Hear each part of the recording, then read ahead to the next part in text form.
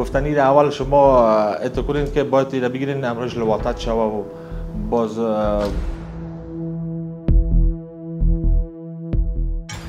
یعنی مثلا مسئله فامیلیست، مسئله زن شوهر در بین خود از واسطه توسط یک کارمند باید بازداشت شوه، یک شکنجه شوه و ما ویدیو ارسال شوه.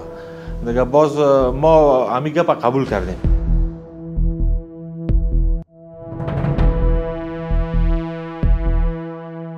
نه ما قصد اختطاف داشتیم، نه رابطه داشتیم که تزیون تماس داشتیم و نمیخوایم کنیم. فامیلی مشکل کې چې د دوی په مابینځ کې طلاق واقع شوی دی، طلاق راغلی دی او دوی سره جدا شوي دي او بیا هغه ښځې دا غوښتله چې خپل انتقام د خپل میړه څه واخلي، بیا چاته پیسې رالیږلې دي.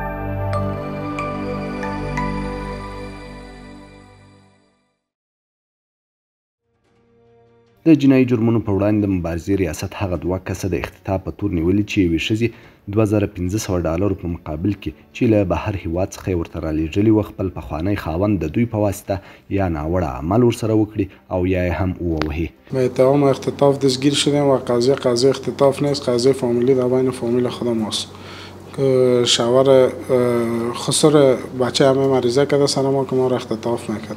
یعنی مثلا مسئله فامیلیست، مسئله زن شوهر در بین خود از واسطه یک مسئله بوده که برای ما از اینجا چیز کرده بود، همون خانمش گفته بود که ما برای شما پیسه روان میکنم از خارج و شما بگیری چند روز این نفر بندی کنی سر کارمند دولت. ما که رفتیم که کارمند استخبارات گپ زدیم برش پیشنهاد پیسه را کردیم، چیز ما را گرفتن فعلا اینجا بندیستیم. ما همین قضیه را رفتیم گپ زدیم که کارمند استخبارات که میتونی امیره بگیری بندی کنی چند روز به خاطر جنجالایی که در بین خود داشتن. گفت چرا نه. وقتی گفتیم صحیح قبول داری، گفت ولچک ما کرد گرفت آوردیم. ما مدت یک هفته میشه که جبندی استیم. نیول شوي کسان په خپل جرم اعتراف کوي او زیاتوي هغه ښځه په بهر هیواد کې وه. $2500 یې ورته استولي او له دوی یې غوښتې وه چې پخوانی خاوند یې وربړوي.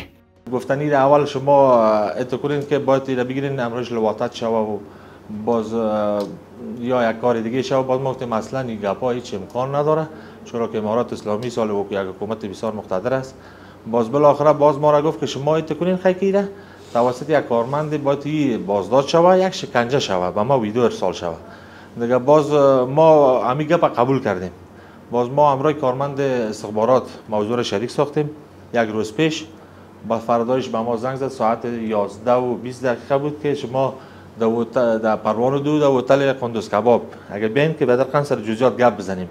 وقتی که میجه شیشتیم تقریبا 5 دقیقه تیر نشده بود که پس خواستیم که از طرف امارات اسلامی از کارمندای حوزه 4 استخبارات ما بازداشت شدیم. دیگه بردیم ما را حوزه بردیم ما را. یو بل تن هم چې په دې تور نیول شوی د یادې قضیې په تړاو داسې وویل. ما یه چیزی نمیخوایم، چیزی که قانون از دولت است. انشالله حکومت بسیار حکومت صحیح، حکومت خوب است. قانون مقررات کل چیز مد نظر گرفته میشه، شواهد اسناد ثبوت کل چیز مد نظر گرفته شه. ما محکمه پیش ما کنه. شکر خدا فضل خدا که تاوال نکدام جرم را ما انجام دادیم، نکدام جنایت را انجام دادیم. نیول شوي کسان مني چې اشتباه یې کړې او غوښتنه کوي که خصوصي بیا به داسې کړنه نه ترسره کوي. ما اشتباه پیش ما سر زده، اما کدام ثبوت شواهد نیست. ما فامیلدار هستیم. دیگه ما پوزش خود میطلبیم از طرف خود از امارات اسلامی دیگه درباره ما یک تصمیم جدی بگیرن، چرا که فعل هم انجام نشده، عمل هم انجام نشده. ما از حکومت میخواهیم که بدل پس ما را آزاد بسازن که بعد پیش فامیلای خود برسیم. ان شاء الله داینده همچون عمل و همچون چیز تکرار نخواهد شد. د جنایي جرمونو په وړاندې د مبارزې ریاست بیا د یادو کسانو د نیول کېدو په تړاو داسې وایي.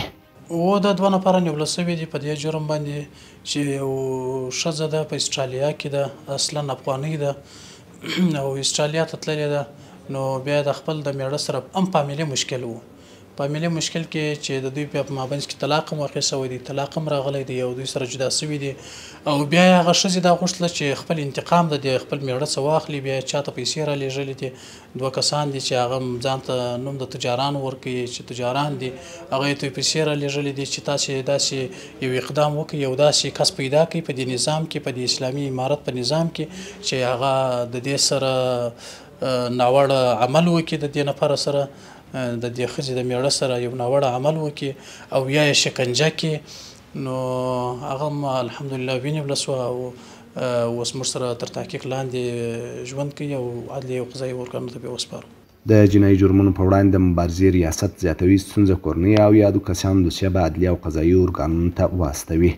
زموږ عام ولس د کابل ولایت عام ولس ته مو دا پیغام دی او دا خبره ورته کوو چې تاسې د خپل فامیلي مشکلات په خپل فامیل کې سره حل کړئ او د حکومت چې کومه ذمهواري ده هغه به حکومت خپله ذمهواري پر غاړه باندې اخیستې ده او هغه کوي، خو تاسو یې وخت مه ورضایع کوئ. په داسې موضوعاتو کې حکومت مابینځ ته مه اچوئ چې هغه د وخت ضایع کېدل په دې کې راځي. له دې وړاندې د جنایي جرمونو په وړاندې د مبارزې ریاست هغه کس هم نیولی و چې خپل ځان یې خپله اختطاف کړی و او له خپلې کورنۍ څخه یې د پیسو غوښتنه کوله.